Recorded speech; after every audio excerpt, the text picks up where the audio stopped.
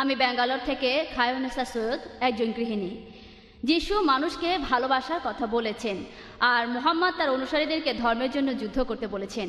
আর সেজন্যই আপনার কি মনে হয় না যে ধর্ম দুইটার মধ্যে অনেক পার্থক্য আছে?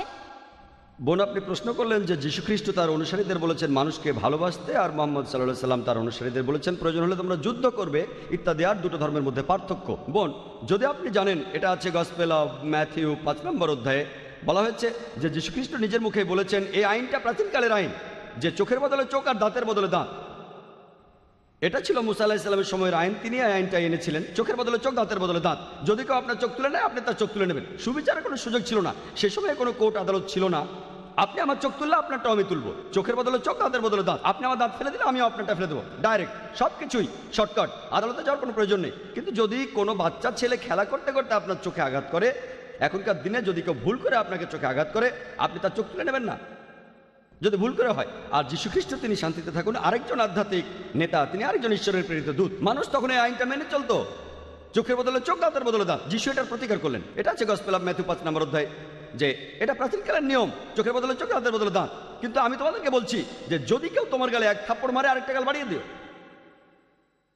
যদি কেউ তোমার কাছে গরম কাপড় চায়, তাকে তোমার কম্বল দিয়ে দাও। যদি কেউ তার সাথে 1 মাইল হাঁটতে বলে, তুমি 2 মাইল হাঁটো।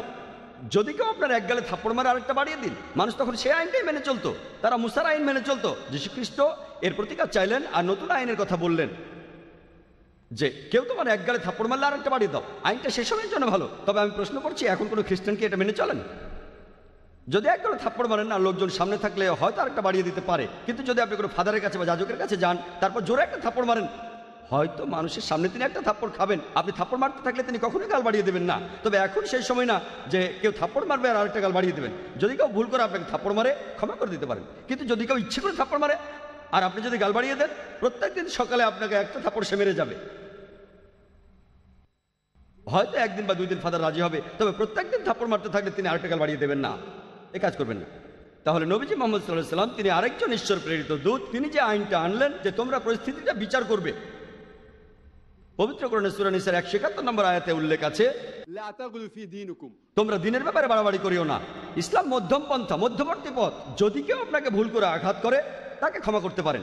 কিন্তু কেউ যদি আপনাকে ইচ্ছে করে আঘাত করে, আপনিও তাকে আঘাত করেন।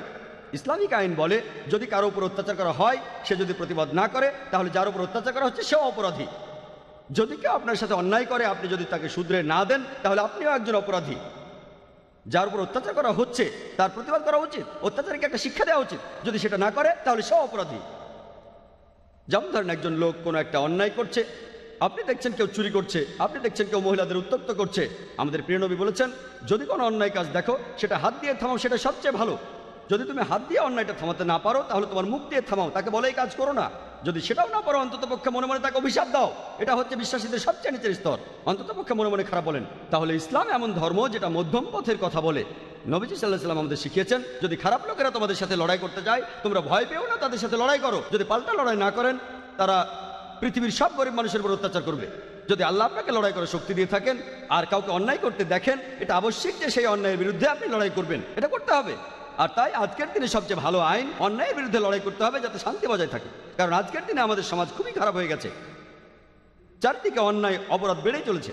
যদি আপনি আজকে যীশু খ্রিস্টের আইন মেনে চলতে চান, যে কেউ এক গালে থাপ্পড় মারলে আরেকটা বাড়িয়ে দেবেন, কেউ গরম কাপড় চাইলে তাকে কম্বলটা দিয়ে দেবেন, তাহলে আপনার বেঁচে থাকাটাই কষ্টকর হয়ে যাবে, পৃথিবীটা খারাপ। তাহলে এই পরিস্থিতিতে দেখা যাচ্ছে যে মুহাম্মদ সাল্লাল্লাহু আলাইহি সাল্লাম যে আইনটা আল্লাহর কাছ থেকে পেয়েছেন, সেটাই শ্রেষ্ঠ আইন। এখনকার পরিস্থিতিতে এটাই শ্রেষ্ঠ আইন। আশা করি উত্তরটা পেয়েছেন।